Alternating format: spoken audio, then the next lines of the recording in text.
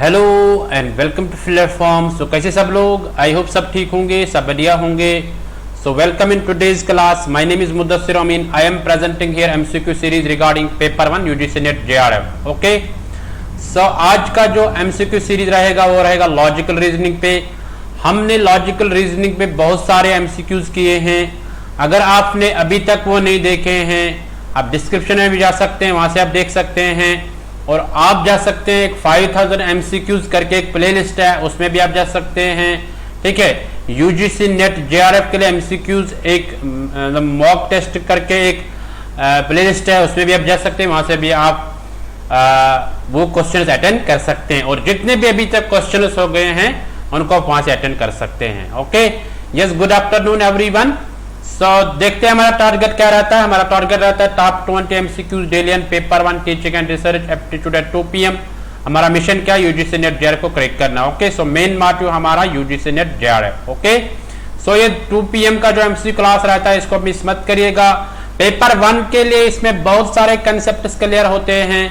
अगर आपने इसको मिस किया तो आपने बहुत कुछ खो दिया। ओके, सो इसको आप डेली अटेंड करिएगा। ठीक है, सो ये एमसीक्यू क्लास रहता है। ठीक है, इसमें प्रीवियस ईयर क्वेश्चंस भी रहते हैं। सो आई होप आप इसको मिस नहीं करेंगे। ओके, सो बिफोर स्टार्टिंग आप अपने फ्रेंड्स के साथ शेयर करो, और जो नए हैं चैनल पे वो चैनल को सब्सक्राइब करो और बेल को प्रेस करके रखो ताकि नेक्स्ट टाइम आपको नोटिफिकेशन मिल जाएगी। Okay, so let's share everyone. So मैं थोड़े से रुकते हैं, देखते हैं कितने हमारे साथ और जुड़ जाएंगे। ठीक है, yes, good afternoon everyone.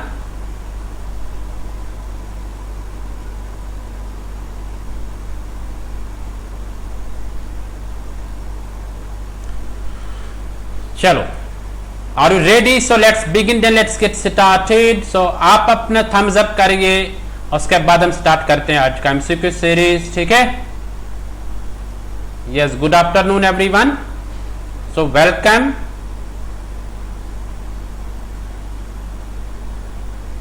So let's get started. So let's start our today's MCQ series. So ये आपके स्क्रीन पे क्वेश्चन नंबर 1, इसको पढ़ लो और आंसर कर लो। स्टेटमेंट और एजम्पशन वाला क्वेश्चन है। स्टेटमेंट क्या कहता है? To maintain law and order in India. अगर लॉ एंड ऑर्डर को मेंटेन रखना है इंडिया में, police works under high pressure and tension. Police को अच्छे से काम करना पड़ेगा। ठीक है, यस। सो एजम्पशन क्या कहता है? फर्स्ट एजम्पशन है the police of other countries works without any interferences. यानी जो दूसरे कंट्रीज में पुलिस काम कर रहा है वो किसी इंटरफेरेंस के बगैर काम करते हैं। सेकेंड है we expect that functions of the police should be free from any interferences. यानी जो पुलिस है उसको काम करना है, अपना काम जो है तो वो विदाउट एनी इंटरफेरेंस, किसी के इंटरफेरेंस के बगैर ही काम करना है। ठीक है, यानी फ्री फ्रॉम इंटरफेरेंसेस। आपके पास 40 सेकंड है, 40 सेकंड में सबको का आंसर आना चाहिए। वेरी गुड, ऐसे तुरंत आंसर कर लो, बहुत अच्छा। कुछ स्टूडेंट्स इंटेलिजेंट है, मैंने अभी क्वेश्चन नहीं दिखाना होता है तो उन्होंने आंसर किया होता है। बहुत अच्छा, ऐसे आप आंसर कर लो। Very good.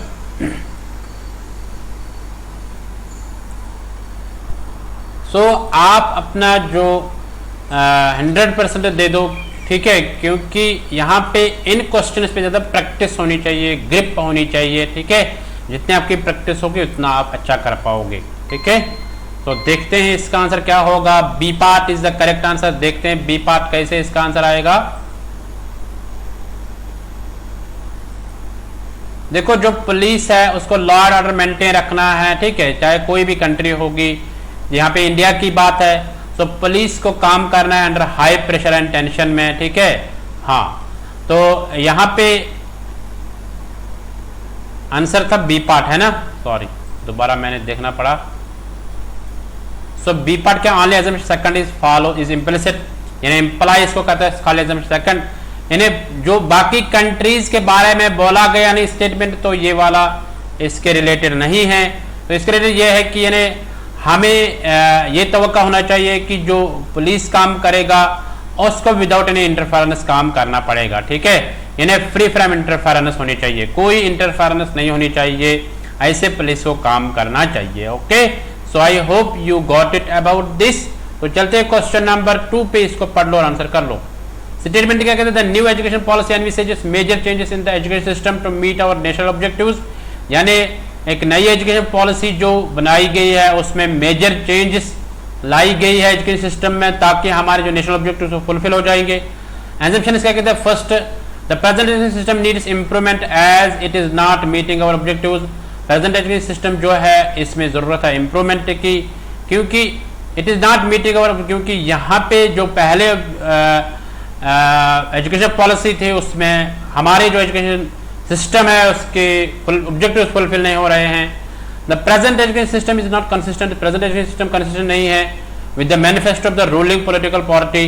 Ruling political party के रिले मतलब उसके आइडिया के मुताबिक वो कंसिस्टेंट नहीं है। सो आपको बताना है कौन सा इसके रिलेटेड है, वो आपको आंसर करना पड़ेगा। अगर मतलब फर्स्ट इम्प्लिसिट करता है तो फर्स्ट आएगा, अगर सेकंड करता है तो बी आएगा, अगर इसमें दोनों करते तो सी आएगा, अगर कोई नहीं करता तो डी आएगा। ओके, सो आपके पास 40 सेकंड है, आंसर कर लो सब। वेरी गुड, बहुत अच्छा, तुरंत आंसर आना चाहिए।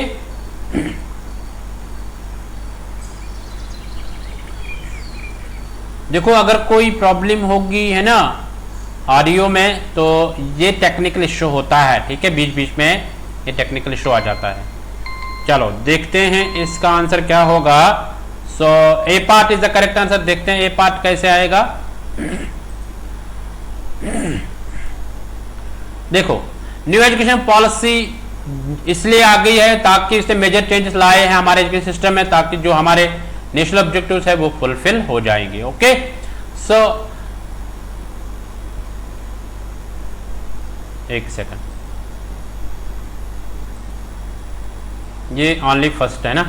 तो जो एजुकेशन सिस्टम है प्रेजेंट एजुकेशन सिस्टम ए पार्ट फर्स्ट पर क्या कहते हैं, प्रेजेंट एजुकेशन सिस्टम जो है इसको जरूरत होती है इंप्रूवमेंट की। किसकी जरूरत होती है, इंप्रूवमेंट की, ठीक है, जिससे हमारे ऑब्जेक्टिव्स फुलफिल हो जाएंगे।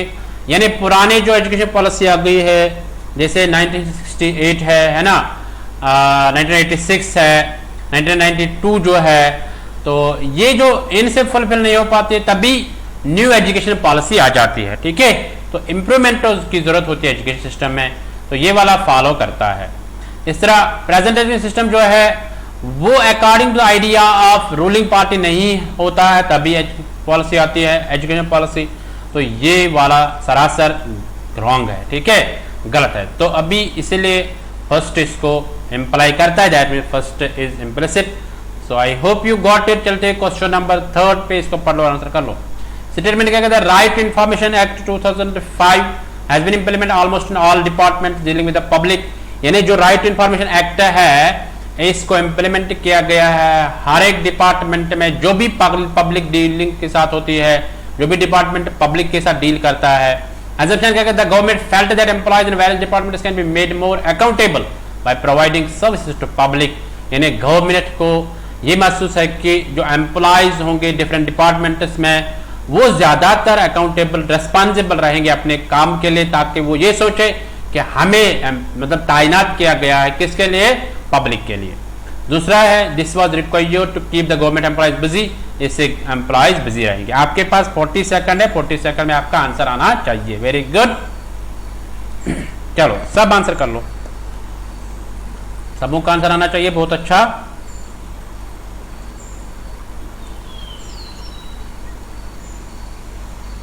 वेरी गुड,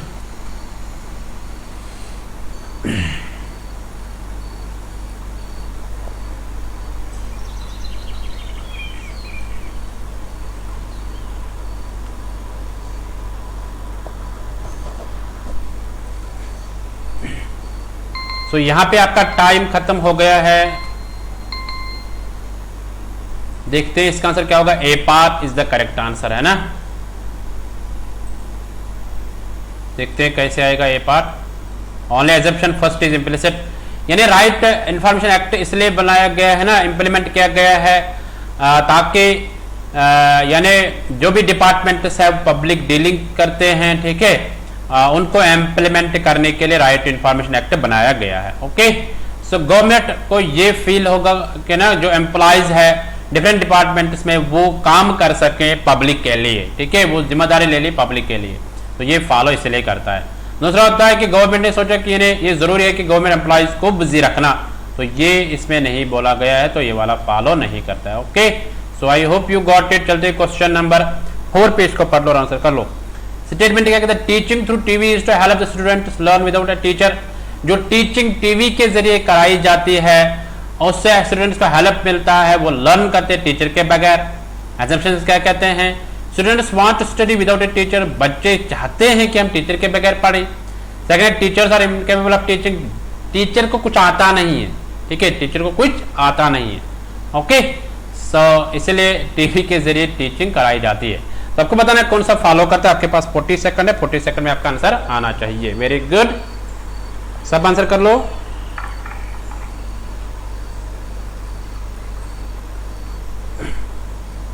बहुत अच्छा, तुरंत आंसर करो सब।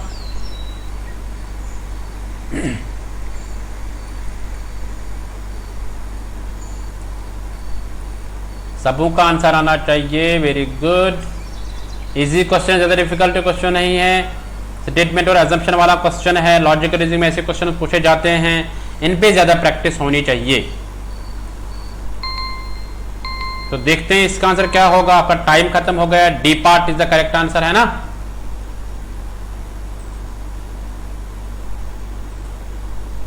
तो डी पार्ट यहाँ पे करेक्ट आंसर है। Neither first nor second is implicit, यानी टीचिंग जो टीवी के जरिए कराई जाती है उससे स्टूडेंट्स को हेल्प मिलता है, ठीक है, कि वो टीचर के बगैर ही पढ़ सके, ठीक है।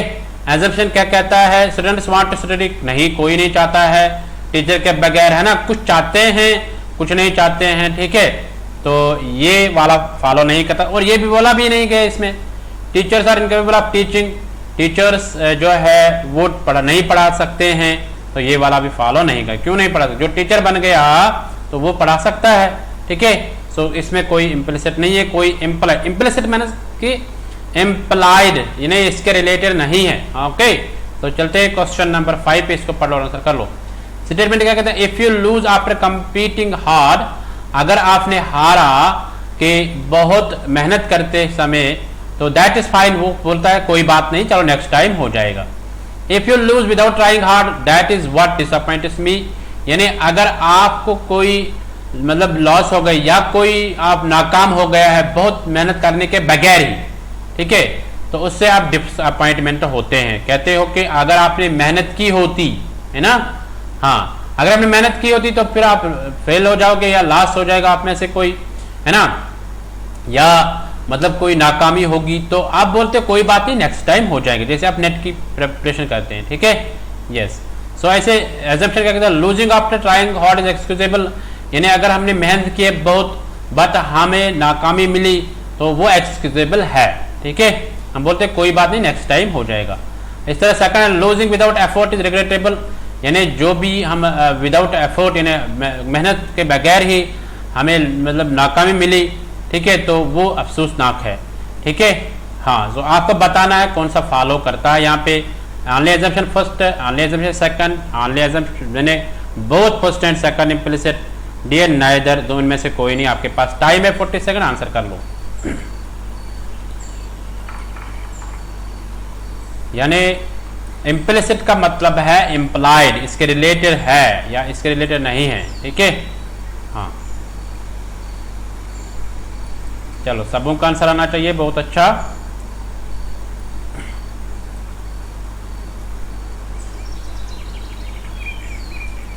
वेरी गुड,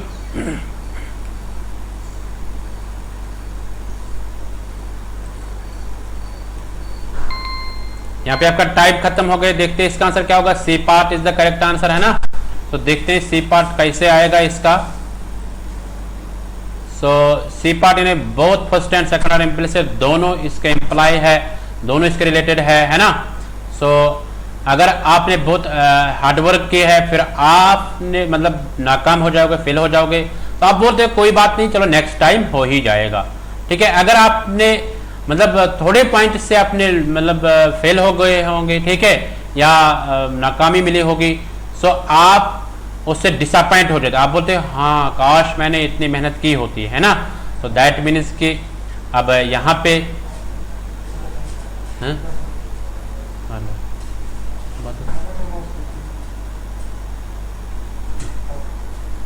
सो यहाँ पे दोनों फॉलो करते कैसे, so losing after trying hard is तो एक्सक्यूजेबल बनता है। सो ये रिग्रेटेबल बनता है कि जब हम मेहनत करने के बगैर ही हम फेल हो जाते हैं ना, तो हम वो रिग्रेटेबल, वो बोलते हैं अफसोसनाक की बात है कि काश मैंने इतनी मेहनत की होती, मैं इस वक्त यानी पास किया होता है। ठीक है, यस। सो दोनों फॉलो करते हैं। Okay, so I hope you got it. चलते क्वेश्चन नंबर 6 पे, इसको पढ़ लो और आंसर कर लो। स्टेटमेंट क्या कहता है? Trade union leadership is in the hands of politicians. Trade union leadership जो है वो किसके हाथों में है? वो पॉलिटिशियंस के हाथों में है। ठीक है। एग्जम्पशन क्या कहता है? Trade unions have leaders, trade unions को लीडर्स है। सेकंड है लीडर्स और जनरली पॉलिटिशियन। लीडर्स क्या होते हैं? पॉलिटिशियंस। आप आंसर कर लो सब।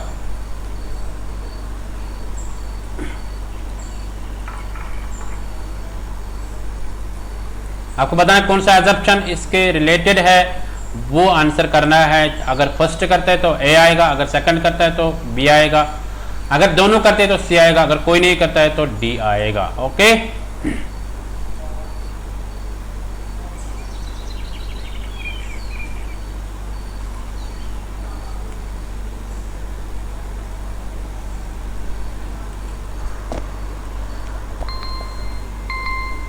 तो देखते हैं इसका आंसर क्या होगा। एक second. So A part is the correct answer. देखते हैं ए पार्ट कैसे इसका आंसर आएगा। Only assumption first is implicit. Only assumption first आएगा। देखो ट्रेड यूनियन जो है, ट्रेड यूनियन लीडरशिप जो है ना, तो ये किन के हाथ में है? पॉलिटिशियंस के हाथों में। यानी जो ट्रेड यूनियन लीडरशिप है ना, तो ये किसके हाथों में है? पॉलिटिशियंस के हाथों में। ओके, तो अब क्या कहते हैं? Trade unions of leaders. Trade unions को क्या होते हैं? लीडर्स होते हैं। तो जरूरी है लीडर्स होते हैं, क्योंकि लीडर्स ही ट्रेड को चलाते हैं। अब दूसरा leaders of general politician. Leaders क्या होते हैं? पॉलिटिशियंस। नहीं, ये नहीं है। ठीक है, हाँ। तो पॉलिटिशियंस अलग होते हैं, लीडर्स अलग होते हैं। ठीक है, सो लीडर पॉलिटिशियंस के वापस इसका मतलब रिलेशन ही नहीं है लीडर के साथ। ठीक है, तो ये नहीं होंगे, जो ट्रेड यूनियन है उसका लीडर नहीं बन सकते हैं। ठीक है, हाँ। सो ये वाला फॉलो नहीं करता, इसलिए फॉलो इसको ये वाला करता है। Okay, so I hope you got it. तो चलते क्वेश्चन नंबर 7 पे, इसको पढ़ लो और आंसर कर लो। A prominent university has started the practice of putting results on its website rather than in newspapers. यानी एक यूनिवर्सिटी है जिसने क्या किया है कि ये एक यूनिवर्सिटी है, ठीक है, इसने क्या किया है कि जो इनका रिजल्ट है वो न्यूज़पेपर पे आता था। ठीक है, अब इन्होंने क्या किया? अब वो वेबसाइट पे चढ़ा दिया। ठीक है, सो अब आपको बताना कौन सा एग्जम्पशन फॉलो करता है। Most of the students have access to the internet these days. आजकल बहुत सारे स्टूडेंट्स के एक्सेस है किसका? इंटरनेट का। ठीक है, इंटरनेट की सुविधाएं हैं। So second students use both website and newspaper to see the results. यानी बच्चे जो है वो दोनों वेबसाइट और न्यूज़पेपर दोनों इस्तेमाल कर सकते हैं। अब आपको बताना कौन सा फॉलो करता है। अगर फर्स्ट फॉलो करता है तो ए आएगा, अगर सेकंड करता है बी, अगर दोनों करता है तो सी आएगा, अगर एक ही यानी कोई नहीं करता है तो डी आएगा। आपके पास 40 सेकंड है, 40 सेकंड में आपका आंसर आना चाहिए। Very good.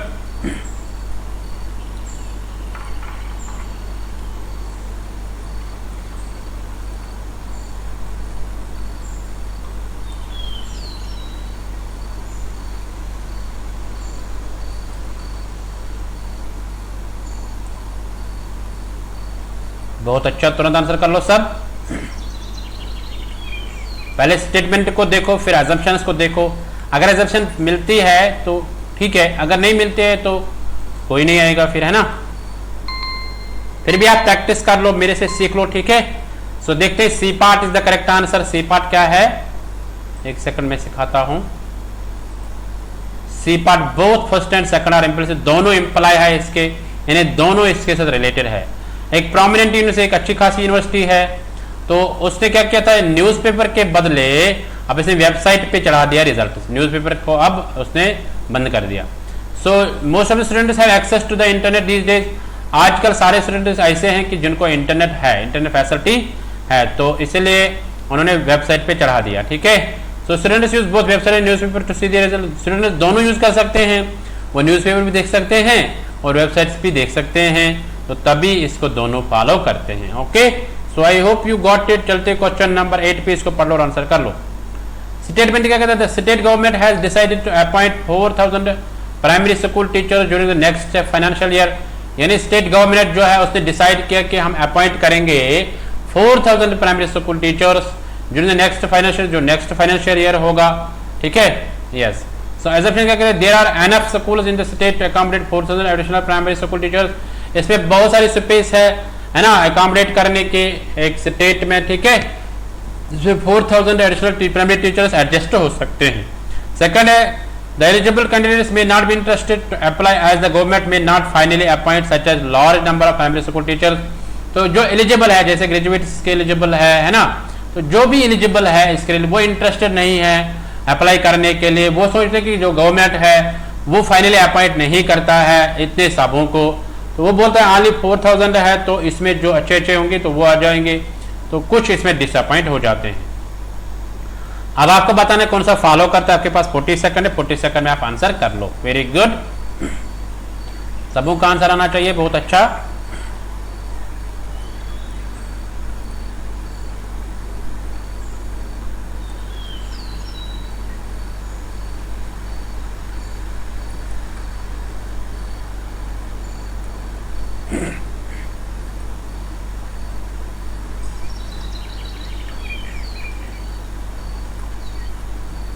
चलो सब आंसर कर लो।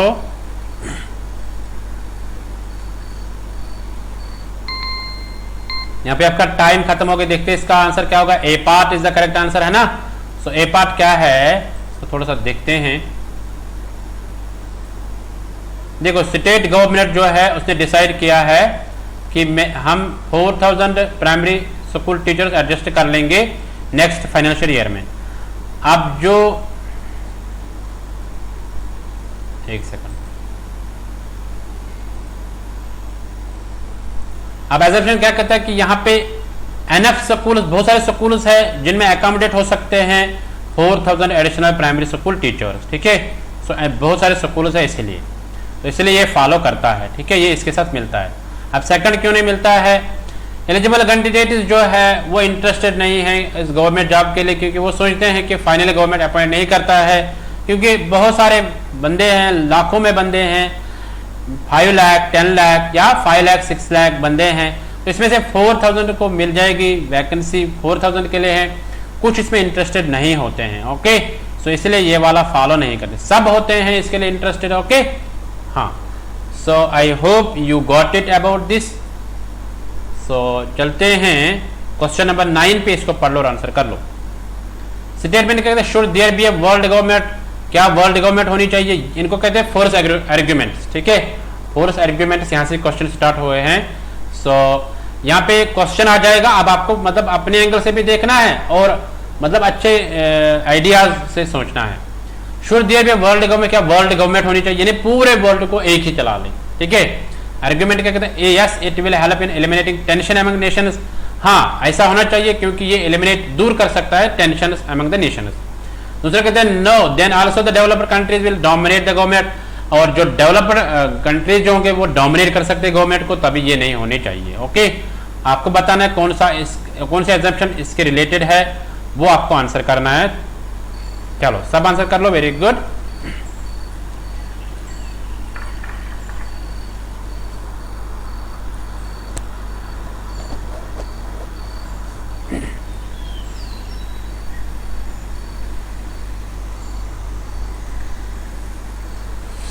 चलो सबों का आंसर आना चाहिए, बहुत अच्छा।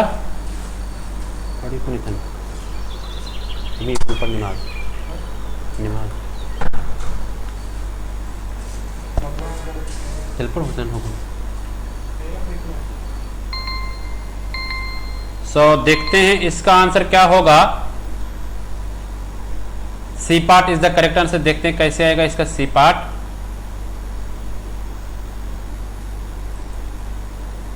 देखो कहता है कि इन्हें वर्ल्ड गवर्नमेंट होने चाहिए, पहले हम इसको टिक करते रखेंगे, ठीक है।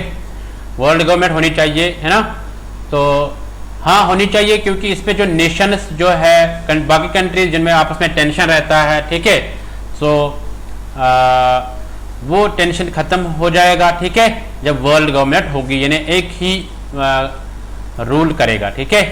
सो यहाँ पे दूसरा क्या कहते हैं, no then also the developed countries dominate the government, हाँ डेवलप्ड कंट्रीज जो होंगे वो जरूर क्या डोमिनेट कर सकते हैं बाकी जो अनडेवलप्ड कंट्रीज होंगे, ओके। तो इसलिए ये नहीं होनी चाहिए। सो दोनों इसको फॉलो करते हैं, दोनों आइडियाज करेक्ट है। Okay, so I hope you got it. आपको खुद को सोचना है कि कौन सा आइडिया करेक्ट है, ठीक है। सो चलते हैं क्वेश्चन नंबर 10 पे, इसको पढ़ लो और आंसर कर लो। स्टेटमेंट क्या कहते हैं, should political parties be banned, क्या पॉलिटिकल पार्टीज को बैन करना चाहिए। आर्गुमेंट क्या कहता है, yes it is necessary to teach a lesson to the politicians, हाँ इससे जो पॉलिटिशियंस होंगे उनको हम सबक सिखा लें। Second, no it will lead to an end of democracy, नहीं इससे डेमोक्रेसी खत्म हो जाएगी। अब आपको बताना कौन सा फॉलो करता है। आपके पास 35 सेकंड्स है, आप आंसर कर लो।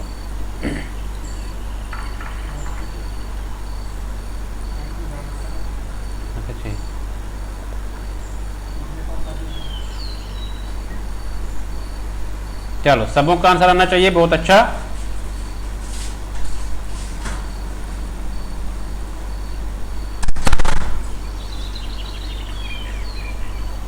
Very good.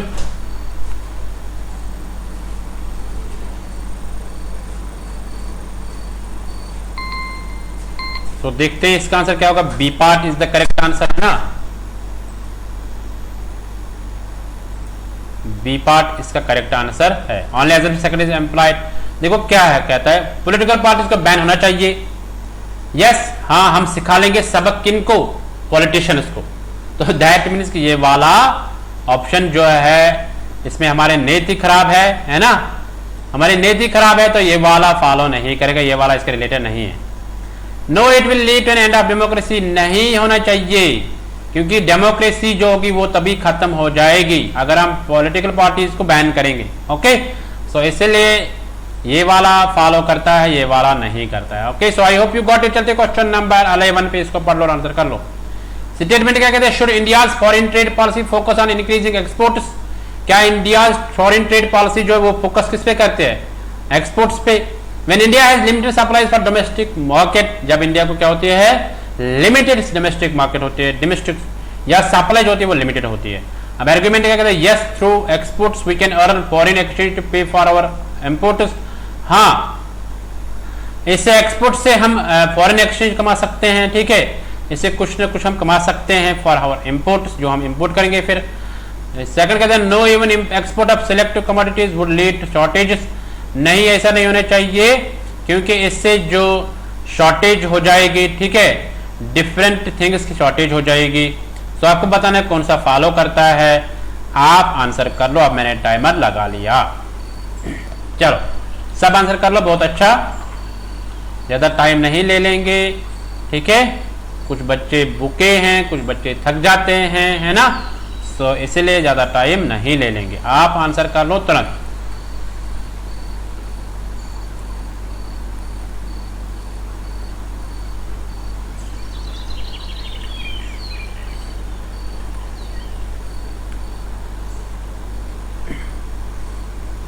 तो देखते हैं इसका आंसर क्या होगा। A part is the correct answer है ना, तो ए पार्ट करेक्ट आंसर है। तो देखते हैं कैसे आएगा ए पार्ट। देखो इंडिया को जो फॉरेन ट्रेड पॉलिसी पे फोकस करना चाहिए ताकि इन्हें एक्सपोर्ट्स को इंक्रीज करना होगा। सो जब इंडिया को क्या होगा, लिमिटेड सप्लाई होगी, थिंग्स की लिमिटेड सप्लाई होगी, कम सप्लाई होगी। सो हाँ एक सेकंड रुको आप, इन्हें ए पार्ट इसका करेक्ट आंसर है। सो दैट मीन्स कि एक्सपोर्ट से क्या होगा कि हम फॉरेन एक्सचेंज कमा सकते हैं इंपोर्ट के लिए, यानी इंपोर्ट के लिए हम फॉरेन एक्सचेंज कमा सकते हैं, तो ये होना चाहिए। सेकंड फॉलो नहीं करता है कि इसे जो सिलेक्टिव कमोडिटीज है, सिलेक्टिव हमारे पास प्रोडक्ट्स है, तो उनकी शॉर्टेज हो जाएगी, तो ये वाला फॉलो नहीं करता है। Okay, so I hope you got it.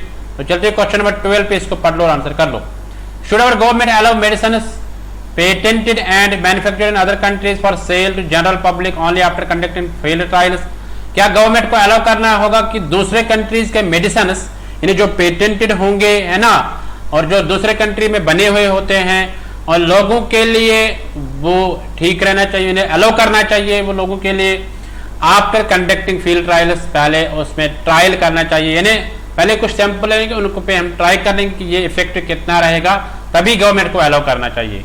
अब आर्गुमेंट क्या कहता है, yes the genetic makeup and physical geographical conditions of India population are different from other parts of the world, यानी जो भी जियोग्राफिकल कंडीशन है या लोगों की जो कंडीशन है, लोगों के डिफरेंट एनवायरमेंट है, वो डिफरेंट है इंडिया में then other countries. Second, no this is just not feasible and hence can not be implemented, तो ये फिजिबल नहीं है तो इसलिए ये नहीं होना चाहिए। ओके, सो आप आंसर कर लो, आपके पास 40 सेकंड है, आंसर दे दो आप सब। वेरी गुड, सबों का आंसर आना चाहिए, बहुत अच्छा। ज्यादा टाइम नहीं ले लेंगे अब हम।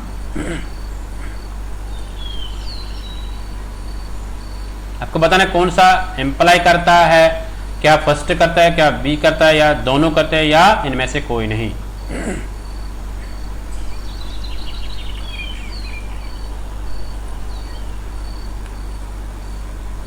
तो देखते हैं इसका आंसर क्या होगा। A part is the correct answer, इसका भी ए पार्ट आएगा, ठीक है।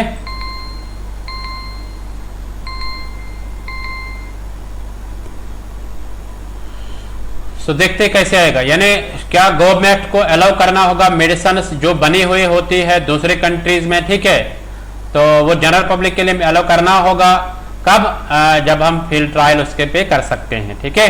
यानी कुछ सैंपल ले लेंगे, उन पे देखते हैं कैसे इफेक्टिव है, तो उसे के रिलेटेड इंडियन गवर्नमेंट को या किसी या गवर्नमेंट को अलाउ करना होगा वो मेडिसिन।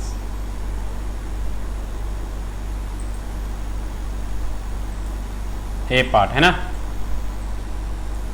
सो हाँ, होना चाहिए फील्ड ट्रायल के बाद अलाउ करना चाहिए उन मेडिसिन को जो दूसरे कंट्रीज में बनते हैं और जो पेटेंटेड होंगे, ठीक है। तो क्योंकि जियोग्राफिकल कंडीशन जो है लोग मतलब इंडिया की वो डिफरेंट है देन अदर कंट्रीज, या रहन सहन जो है इंडिया में वो अलग है then other countries. Okay, so ये वाला फॉलो करता है, ये वाला इसके रिलेटेड है।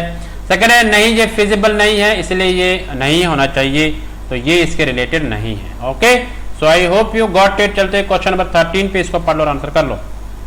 क्या कहते हैं statement, is nuclear family system better than joint family system, क्या nuclear family system joint family से अच्छा है।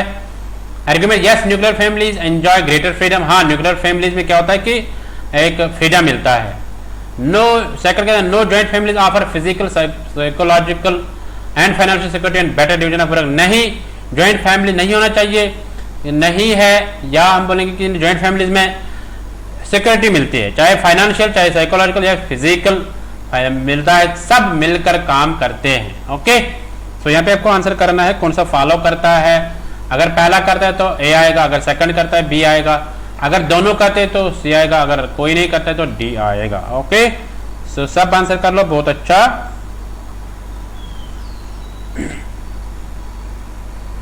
सबों का आंसर आना चाहिए, बहुत अच्छा, तुरंत आंसर कर लो, वेरी गुड, आप अच्छे बच्चे हैं। देखो जिन्होंने वीडियो को अभी तक लाइक नहीं किया वीडियो को लाइक कर लो, ठीक है। यस, लाइक तो बनता ही है, आपके लिए बहुत कुछ मेहनत करनी पड़ती है। तो देखते हैं इसका आंसर क्या होगा। C part is the correct answer है ना, सी पार्ट इसका करेक्ट आंसर है। Both first and second are implicit, ठीक है। हाँ, कह रहा है कि यानी हाँ न्यूक्लियर फैमिलीज में फ्रीडम मिलता है ना, मिलता है फ्रीडम, तो ये वाला इसके रिलेटेड है। नहीं, ज्वाइंट फैमिलीज में क्या होता है कि यानी वहां पे एक सिक्योरिटी मिलती है और काम को मिलकर बांट के करते हैं, ठीक है, एक साथ सब करते हैं, मिलकर करते हैं सब, better division of work. Okay, तो इसलिए ये फॉलो करता है, ठीक है, ये भी फॉलो करता है। तो दैट मीन्स कि दोनों फॉलो करते हैं कि यानी न्यूक्लियर फैमिली भी अच्छी है, उसमें फ्रीडम मिलता है, ज्वाइंट फैमिली भी अच्छी है, ठीक है, क्योंकि उसमें सिक्योरिटी मिलती है और बेटर डिवीजन ऑफ वर्क मिलता है, सब मिलकर काम करते हैं। तो चलते हैं क्वेश्चन नंबर 14 पे, इसको पढ़ लो और आंसर कर लो। Should government staff spending huge amounts of money on international airport supports, क्या गवर्नमेंट को पैसे खर्च करने चाहिए, यानी ज्यादा पैसे खर्च करने चाहिए किस पे, इंटरनेशनल सपोर्ट्स पे, क्या करने चाहिए आपको बताना ये। अब आर्गुमेंट क्या कहता है, हाँ yes this money can be utilised for socio economic development of country, हाँ इससे क्या होगा कि सोशियो इकोनॉमिक डेवलपमेंट हो जाएगी कंट्री की। दूसरा कहते हैं no lack of sports infrastructure will discourage players, नहीं अगर ऐसा होगा है ना, तो अगर ऐसे बंद होगा ये मतलब पैसे खर्च करना इस पे सपोर्ट्स पे, तो इससे जो यूथ होगा वो डिस्करेज हो जाएगा, प्लेयर्स जो होंगे वो डिस्करेज हो जाएंगे, तो उनको इंटरनेशनल एक्सपोजर भी नहीं मिलेगा। अब आपको बताना कौन सा फॉलो करता है, सब आंसर कर लो, वेरी गुड। अब ज्यादा टाइम नहीं ले लेंगे, हम थोड़ा सा ही टाइम ले लेंगे, वेरी गुड।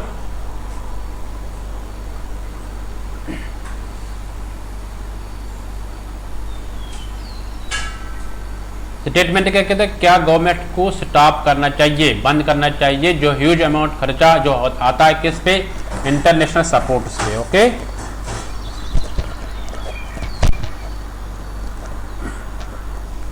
तो देखते हैं इसका आंसर क्या होगा।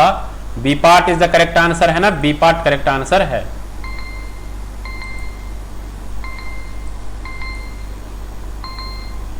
सो बी पार्ट करेक्ट आंसर है। इन्हें सेकंड फॉलो करता है, गवर्नमेंट को स्टॉप करना चाहिए, इन्हें बंद करना चाहिए जो अमाउंट खर्च होता है किस पे, इंटरनेशनल सपोर्ट्स पे। ठीक है, अब जो फर्स्ट क्यों फॉलो नहीं करता है, हाँ ये कहते हैं हाँ होना चाहिए बंद, क्योंकि सोशल इकोनॉमिक डेवलपमेंट उससे हो जाएगा। ठीक है, कंट्री में तो इन्हें वो पैसे किसी और काम में हम खर्च कर सकते हैं, गवर्नमेंट खर्च कर सकते किसी और मतलब काम में। ठीक है, तो जिससे सोशल इकोनॉमिक डेवलपमेंट हो सकती है, तो ये वाला फॉलो नहीं करता है।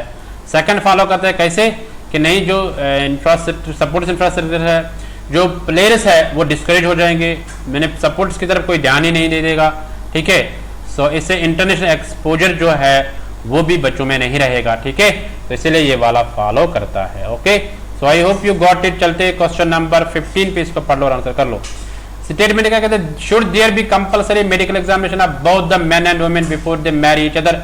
क्या एक मेडिकल एग्जामिनेशन होना चाहिए जब दो यानी जने शादी कर सकते हैं, जैसे मैन एंड वुमेन जो है, ठीक है, वो जब शादी करेंगे आपस में, तो क्या उनमें मेडिकल एग्जामिनेशन होने चाहिए।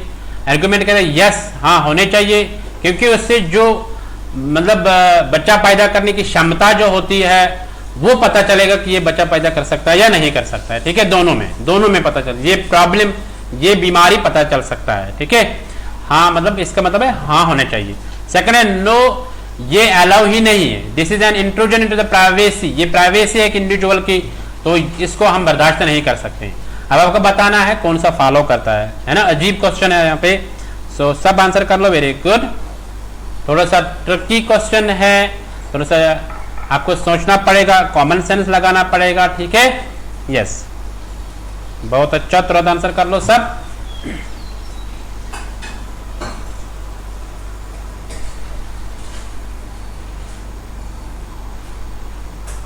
Very good.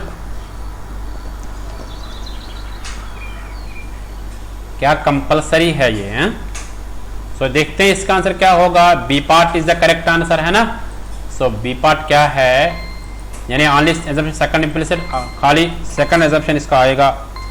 ठीक है, सो कहता है कि इन्हें कंपलसरी है कि मेडिकल एग्जामिनेशन होना चाहिए दोनों, यानी मेल और फीमेल को जब वो आपस में शादी करते हैं तो उनमें एक मेडिकल एग्जामिनेशन होना चाहिए। ठीक है, देखो पहला जो है वो नहीं होना चाहिए, क्योंकि इससे ये तो एक प्राइवेसी होती है ना।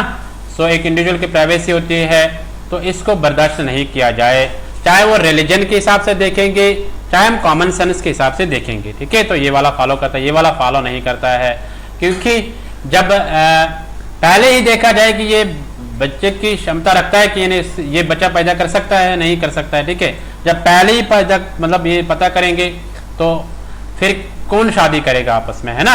Yes, so I hope you understood. So चलते हैं क्वेश्चन नंबर 16 पे, इसको पढ़ लो और आंसर कर लो। Should there be a ban on product advertising, जब कोई प्रोडक्ट बनता है क्या उस पे जो एडवर्टाइज होता है क्या वो बैन होना चाहिए। ये फर्स्ट कहता है yes the money spend on advertising is very huge, हाँ जो खर्चा आ जाता है एडवर्टाइजिंग में वो बहुत होता है, and it inflates the cost of the product, तो उससे कॉस्ट बढ़ जाता है प्रोडक्ट की। ठीक है, तो सेकंड है no it is an age of advertising, नहीं ये एज ऑफ एडवर्टाइजिंग है, अनलेस योर एडवर्टाइजमेंट बेटर, जब तक आपका एडवर्टाइजमेंट बेटर नहीं होगा, है ना, देन यूर अदर कंपटीटर, जैसे बाकी कंपनीज हो गई, बाकी कंपटीटर्स हो गए, the product will not be sold, तब तक वो नहीं बिक सकता है। ओके, आपको आंसर करना है कौन सा फॉलो करता है, जल्दी जल्दी आप आंसर करिए। Very good. देखो क्वेश्चन को अच्छे से समझो, अगर मेरा समझाना इंग्लिश या कुछ नहीं आता, फिर आप यहाँ पे हिंदी दिया गया है, कुछ बच्चे कहते हैं सर हिंदी में समझाइए, मैं हिंदी में ही समझाता हूँ और लिखा हुआ भी हिंदी में है, तो ये ऑप्शंस अब ए खुद करने आपको, अगर पहला आएगा तो ए, अगर सेकंड इम्प्लिसिट है तो बी, अगर दोनों है तो सी, अगर कोई नहीं तो डी। तो देखते हैं इसका आंसर क्या होगा। B part is the correct answer है ना, सो बी पार्ट इसका करेक्ट आंसर है। सो बी पार्ट क्या है, only second is implicit, second follow करता है। देखो क्या कहता है कि इन्हें प्रोडक्ट, कोई प्रोडक्ट जो बनता है उस पर जब हम एडवर्टाइजमेंट करते हैं क्या वो बैन होना चाहिए? फर्स्ट है यस होना चाहिए क्योंकि उसमें ज्यादा खर्चा आ जाता है, नहीं, ये वाला फॉलो नहीं करता है। दूसरा कहता है नहीं, ये एज ऑफ एडवर्टाइजमेंट बैन नहीं होना चाहिए क्योंकि जब तक हमारा एडवर्टाइजमेंट अच्छा नहीं है होगा than other company than other computers, तब तक हमारा जो प्रोडक्ट है वो बिक नहीं सकता है, ठीक है। सो इसलिए ये वाला फॉलो करता है, ये वाला फॉलो, ये कहता है हाँ बैन होना चाहिए, इससे क्या होगा जो प्रोडक्ट की जो कीमत हो कॉस्ट है वो बढ़ जाएगा। सो ये वाला इसलिए फॉलो नहीं करता है। Okay, so I hope you got it. चलते क्वेश्चन नंबर 17 पे, इसको पढ़ लो और आंसर कर लो। खाली 3 क्वेश्चन अब रह गए हैं इसके बगैर। तो should sex determination test during pregnancy be completely banned? जो सेक्स डिटर्मिनेशन किया जाता है ना, जब बच्चा माँ के पेट में होता है तो फिर एक टेस्ट किया जाता है कि ये मेल है या फीमेल है, ठीक है, क्या वो बैन होना चाहिए? आर्गुमेंट कहता है yes this leads to indiscriminate female foeticide. हाँ, इससे क्या होता है कि ये होना चाहिए, इससे इनडिस्क्रिमिनेशन पैदा होगी फीमेल इसमें, ठीक है।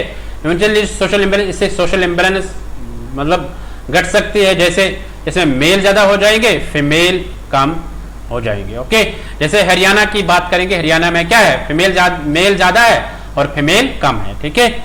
सो आई होप ये समझ में आ गया होगा। तो आप बताना आपको कौन सा फॉलो करता है। फर्स्ट फॉलो करता है। सेकंड है no people have right to know about their unborn child.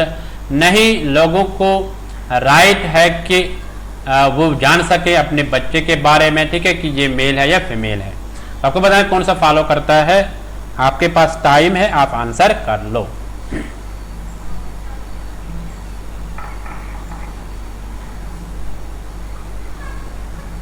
Very good, सबों का आंसर आना चाहिए। यानी जो सेक्स डिटर्मिनेशन का टेस्ट किया जाता है पहले प्रेगनेंसी से पहले, उसको बैन करना चाहिए या नहीं। अब आपको बताना है कौन सा फॉलो करता है। दोनों है, ऑप्शन है यस भी और नो भी। अब आपको बताना है आपके अपने आइडिया से। तो देखते हैं इसका आंसर क्या होगा। So A part is the correct answer, है ना।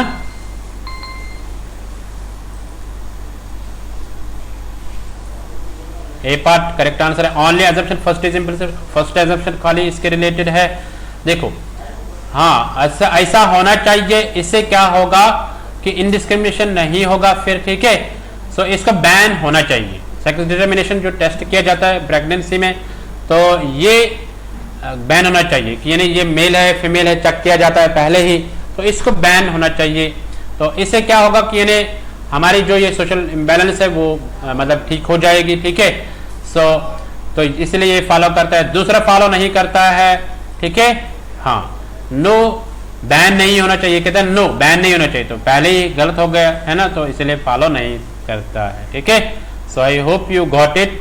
सो चलते हैं क्वेश्चन नंबर 18 पे, इसको पढ़ लो और आंसर कर लो।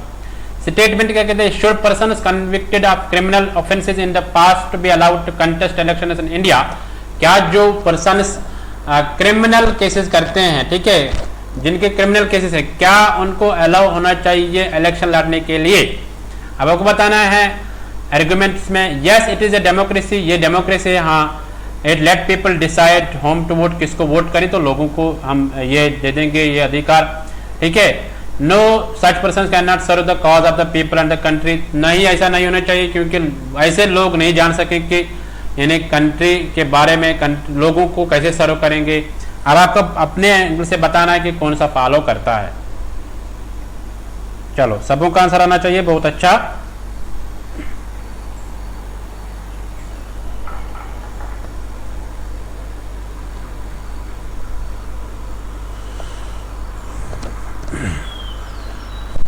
सब आंसर कर लो, वेरी गुड। बस 2 क्वेश्चन रह गए हैं, 20 क्वेश्चन है टोटल।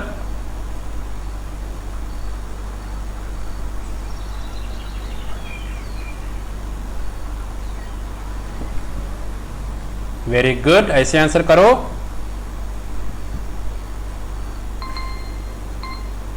देखते हैं इसका आंसर क्या होगा। B part is the correct answer, है ना। बी पार्ट करेक्ट आंसर है। Only assumption second is implicit, only second assumption इसको फॉलो करती है। देखो कैसे कहता है कि यानी जो क्रिमिनल ऑफेंसेस जिन लोगों ने किया है उनको अलाउ होना चाहिए इलेक्शन लड़ने के लिए।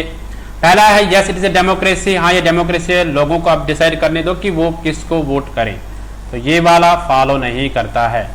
नो नहीं होना चाहिए ऐसे लोगों के लिए, क्योंकि उनको पता नहीं है कि हम कैसे सर्व करेंगे लोगों को कंट्री में, ठीक है, तो ये वाला नहीं, ये वाला फॉलो करता है। Okay, so I hope you got it. तो चलते क्वेश्चन नंबर 19 पे, इसको पढ़ लो और आंसर कर लो। स्टेटमेंट कहते हैं should cutting up trees be banned altogether, क्या आप कटिंग अप ट्रीज एक साथ बैन करना चाहिए, एक साथ की बात हो रही है, ठीक है। Argument yes it is very much necessary to do so restore ecological balance, हाँ इसको एक साथ बैन करो क्योंकि इससे इकोलॉजिकल बैलेंस बढ़ सकते हैं, ठीक है, यानी एनवायरमेंट ठीक रहेगा। No second no and total ban would harm timber based, तो नहीं होना चाहिए एक साथ बैन, क्योंकि उससे जो मतलब हमारे को लकड़ी की जरूरत होती है, टिम्बर की जरूरत होती है, तो उसमें प्रॉब्लम आ सकती है। अब आपको बताना है अपने एंगल से कि क्या इसका आंसर आएगा। ओके, बट कॉमन सेंस से सोचना पड़ेगा आपको। चलो आपके पास टाइम है, आप आंसर कर लो। बहुत अच्छा, तुरंत आंसर कर लो सब।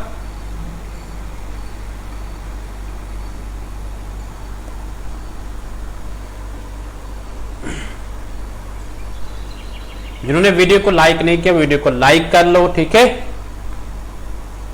और जो चैनल पे नए हैं वो चैनल को प्रेस सब्सक्राइब करो और बेल को प्रेस करके रखो ताकि नेक्स्ट टाइम आपको नोटिफिकेशन मिल जाएगी।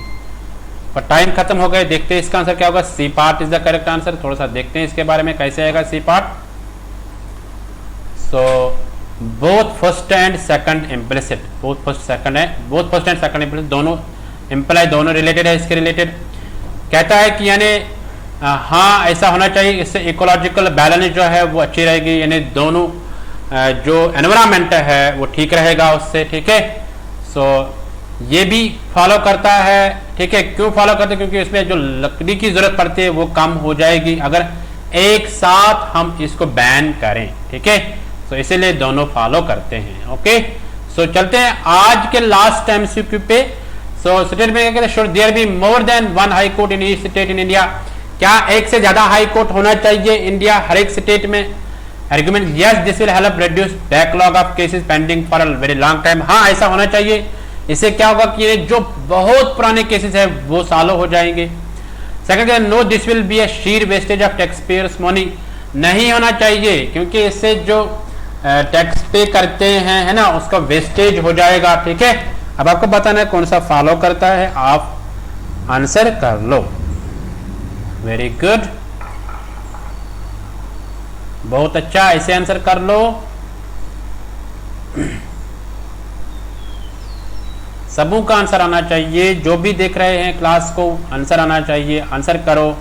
इससे आपको पता चलता है कि अगर गलत किया तो पता चलता है कि सर ने, मैंने इस वक्त ये गलत किया था, अब इस बार गलत नहीं करूंगा, और ज्यादा से ज्यादा प्रैक्टिस आपको हो जाएगी। ओके, तो देखते हैं इसका आंसर क्या होगा। ये आपके स्क्रीन पे इसका आंसर बी पार्ट इसका करेक्ट आंसर है, ठीक है। तो देखते हैं कैसे।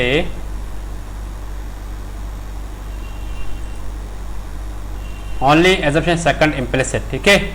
सो अगर हम बोलेंगे कि इन्हें क्या हाई कोर्ट होना चाहिए एक से ज्यादा हर एक स्टेट में, ये कहते हैं यस, इससे क्या होगा कि इन्हें बहुत पुराने केसेस जो है वो भी सालों हो जाएंगे, तो ये फॉलो नहीं करता है।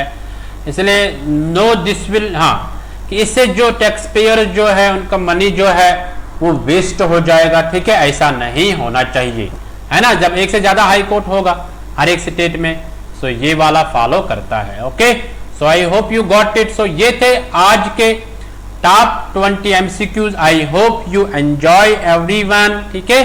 So thank you everyone. So आप अपना फीडबैक दे दीजिए कमेंट सेक्शन में, कोई भी क्वेरी होगी या आप बताओ कि कैसे क्लास कैसा है, ठीक है।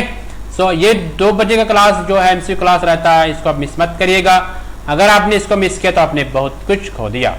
सो यूजीसी नेट क्रैश कोर्स हो रहा है फिलर फॉर्म पे, ठीक है। आपको नोटिस मिलते हैं, क्लास मिलता है, एमसीक्यूज पीवाईक्यूज मिलते हैं, इसमें लिमिटेड सीट्स है। लास्ट डे जो है इसके रिलेटेड संडे जो है, ठीक है। तो इसीलिए आप इस क्रैश कोर्स में एंटर हो जाइए, ठीक है। यस, दोनों पेपर्स होते हैं, फर्स्ट और सेकंड भी, ठीक है। सो अगर आपका कोई प्रश्न को कोई क्वेश्चन होगा उसको आप कमेंट सेक्शन में लिख लो, तो उसको हम अटेंड कर लेंगे। ओके, सो मिलते हैं नेक्स्ट एमसीक्यू सीरीज में। तब तक के लिए tata, bye bye, take care. Thank you everyone, thank you जुड़ने के लिए, ऐसे बने रहो, ठीक है। यस।